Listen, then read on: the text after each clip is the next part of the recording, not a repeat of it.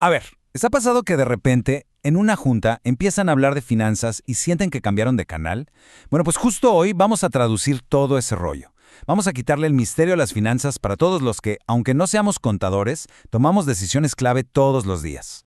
Y seamos sinceros, para muchos, escuchar palabras como margen bruto o días de inventario o que alguien pregunte por el famoso ROI de un proyecto nos puede dar un poquito de ansiedad. Es súper normal cuando no es nuestro idioma principal. Pero la buena noticia es que no tiene por qué ser así, para nada. Justo de eso se trata hoy, de que aprendamos juntos las bases del lenguaje de los negocios, para poder entrarle a la conversación con toda la confianza del mundo.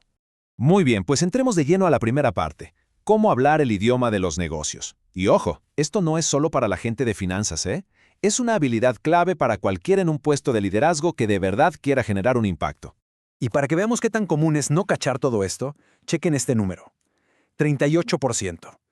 Esa fue la calificación promedio que sacaron un montón de gerentes en Estados Unidos en un examen de finanzas básicas.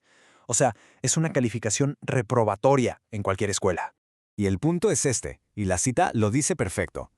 Si ni siquiera puedes hablar el idioma, te quedarás fuera de la conversación más importante sobre tu empresa y tu carrera podría sufrirlo. Porque al final, entender los números te da poder, te da las herramientas para defender tus ideas y demostrar el valor de lo que haces.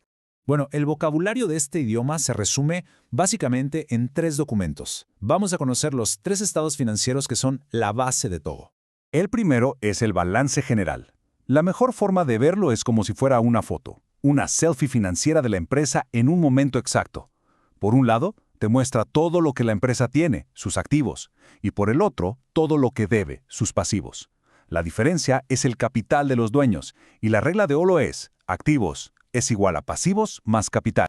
Por ejemplo, aquí en el caso de Amalgamated Headrock, fíjense cómo el total de activos, que son 3.9 millones, es idéntico a la suma de pasivos más el capital. Siempre tiene que cuadrar.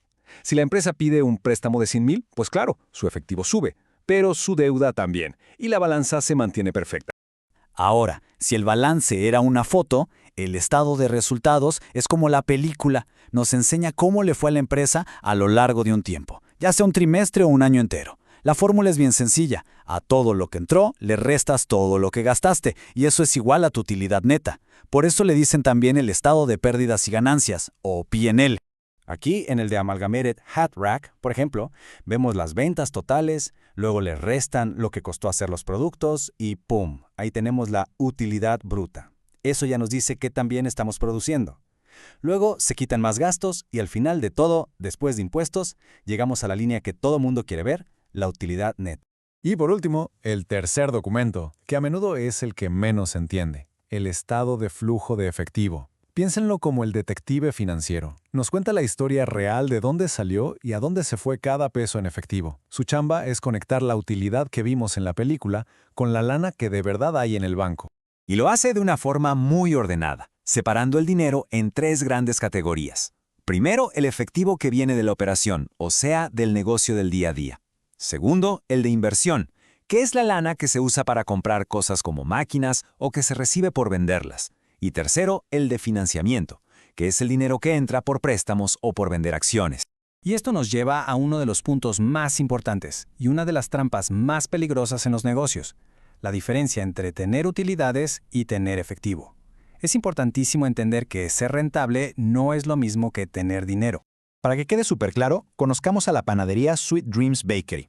Si vemos su estado de resultados, todo parece ir de maravilla. Después de perder un poquito el primer mes, para el tercer mes ya está ganando $8,000. El negocio va para arriba y es rentable.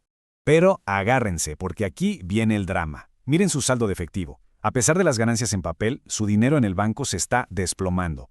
Empezó con 10,000, para el final del primer mes ya no tenía nada y al cierre del tercer mes debe $30,000. ¿Cómo es posible? Fácil. Sus clientes le pagan a 60 días, pero ella le tiene que pagar a sus proveedores a 30. Está financiando su propio crecimiento y se está ahogando. Y esto nos deja una lección brutal, y sí, o un poco aterradora. Así es precisamente como las empresas rentables quiebran, simplemente se quedan sin efectivo. Porque la utilidad es una opinión, pero el efectivo es un hecho. El efectivo es el oxígeno que un negocio necesita para respirar todos los días. Ok, entender el problema es el primer gran paso. El siguiente es saber qué hacer al respecto. Y la buena noticia es que no somos simples espectadores de los números. Hay palancas financieras que podemos jalar para cambiar las cosas. Y esta es la parte que nos da el poder. Quienes gestionan un negocio no solo están ahí para leer reportes, están para mover los números. Cada decisión que se toma en ventas, en operaciones, en marketing, todas tienen un efecto directo en la salud financiera de la empresa.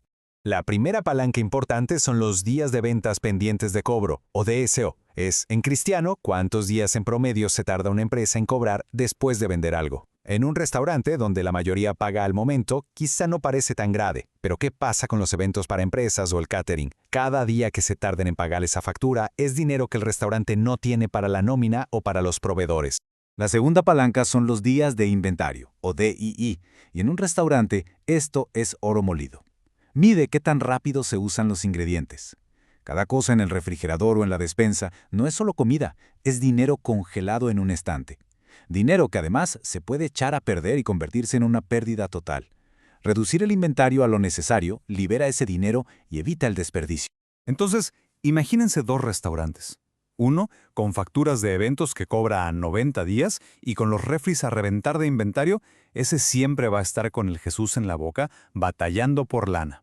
Y por otro lado, el que cobra sus eventos a 30 días y gestiona su inventario al día, tendrá un flujo de efectivo sano, con chance de invertir, de crecer y de aguantar cualquier crisis. El impacto es gigantesco. Y todo esto nos lleva a un cambio de mentalidad fundamental. Se trata de pasar de pensar como gerente de un área a pensar como si fuéramos los dueños de todo el negocio. Pensar como dueño es hacerse preguntas más grandes. Preguntas como, oigan, ¿nuestro margen de ganancia es mejor o peor que el de la competencia? ¿Estamos generando más o menos efectivo que antes? ¿Y por qué? ¿Y qué tanto rendimiento le estamos sacando a todo lo que hemos invertido? Son preguntas que nos sacan de nuestra pequeña burbuja. Al final del día, aprender a leer estos reportes y a mover estas palancas nos da una nueva voz en la mesa. Así que la pregunta clave es, ahora que se entiende el idioma de los negocios, ¿qué conversación se va a iniciar? ¿Qué cambio se va a proponer?